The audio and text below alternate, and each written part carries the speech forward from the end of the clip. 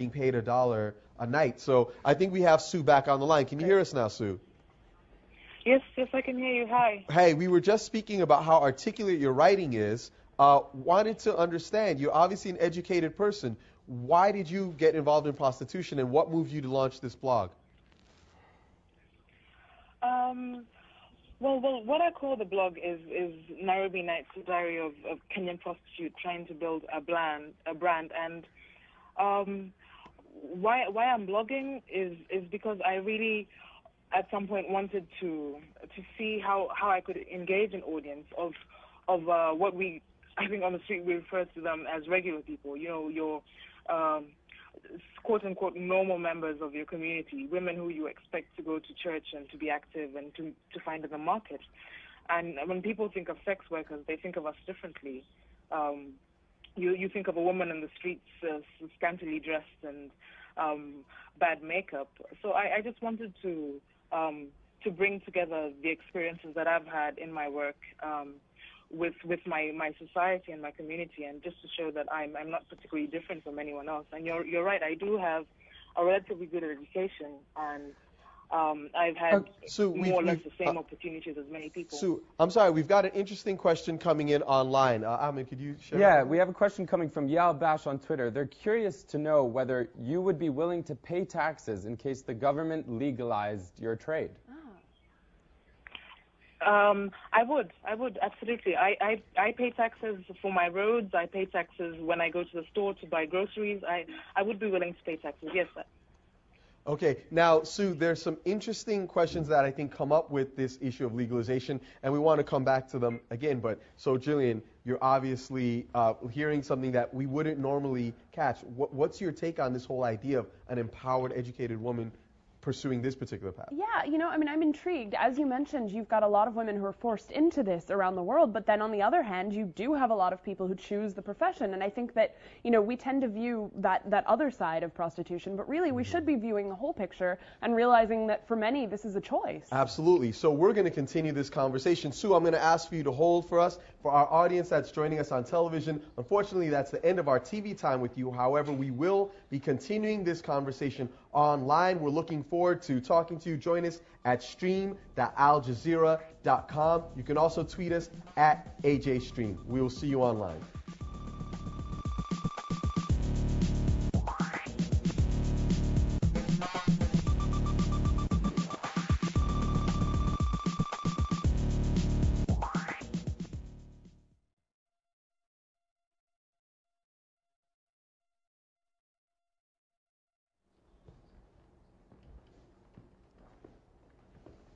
Hey, welcome back. This is the Post Show. We're going to continue our conversation with Sue. She's a sex worker in Nairobi. She has a blog called Nairobi Nights. She's giving us the inside scoop on what it's like to be in her profession, and we want to continue a little bit more with us. Sue, are you still with us? Yes, I'm here. Okay, Sue, so, you know, one of the things we're just talking about is, and Jillian made the great point, that sometimes we think of prostitution in terms of poverty, but it's also a choice. What led you to make this particular choice, and how do you feel it's you know, have been the rewards and the risks with it? I don't see the rewards and risks within my job as any different from any other woman working in Nairobi. I don't see a significant difference apart from the fact that a lot of people would not have chosen this path. I was lucky enough to have been raised in a way that was open-minded, and I was allowed the opportunity to pursue a different way to make my living, because we all have to make a living, and it was a way that was efficient for me. Now, I managed to live a relatively good life. Now, you mentioned the way that you were raised. Like, is your family aware of what you do? No, for the most part they aren't. Some members are. I was raised in your typical African home, a Christian household, and I doubt that anybody would have expected me to go down this way, to go down this path. Sue, before our TV portion of the program ended, we asked you about legalization, and you said you would be willing. However, on April, I'm just curious if you could elaborate a little bit about this, because on April 28th, you wrote a blog post actually about the issue of legalization and about joining the system. Yes. You said that as the activist put it, legalization means freedom in capital letters. It means the end to police and city council askari harassment. But then you say, at the face of it, legalization seems like the best thing that can happen to our industry, what with us being treated with dignity and all. However, in your opinion, as you said, the obvious advantages of legalization are insignificant as compared to the disadvantages. So what are some of those disadvantages? The main disadvantages, I think, of formalizing the industry would be that the costs would be high, would become higher. We manage within our industry to separate different levels of sex work so that it's a service that's affordable to just about any client base. And I consider myself a member of the service industry. I like to please my clients. So that's one of the main things that it will be. I think it would lead to a black market demand for prostitution because of the rise in cost. But on the other hand, I'm happy to pay tax, and I think it will make the streets much safer for many girls who are in the same situation, for many sex workers. But also it will make sure that, for example, we talked about 12-year-old girls. We will make sure that girls like that will be able to be back in school, and they won't necessarily be allowed to engage in such practices, because I don't think it's right for children. So how do you think about risks such as HIV and other sexually transmitted diseases? Hello? Sorry. I was asking about how do you consider the risk of HIV and other sexually transmitted diseases? I think the risks are significant.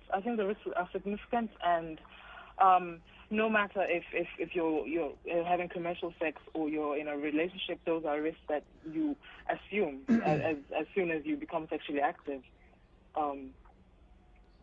Okay, so now, I'm sorry, go ahead. Yeah.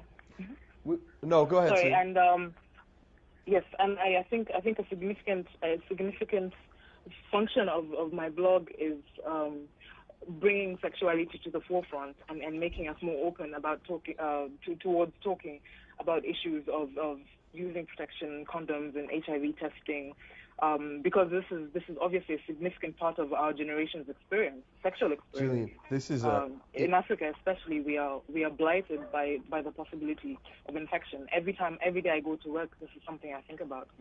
Jillian, this is interesting because basically we think a lot of times about something like the sex trade, and we're like, yo, this is problematic morally, health-wise, right, etc. But she's raising the point that through her own raising of her voice through her blog, she's creating a dialogue. Yeah. How do you balance that issue? I mean, maybe is raising a dialogue a helpful way towards coming to more healthy sexual relationships, as well as dealing with some of these public health concerns? Yeah, I mean that's a really interesting question. I'm actually I'm really curious to ask, if I might, how many of your readers are coming from within Kenya?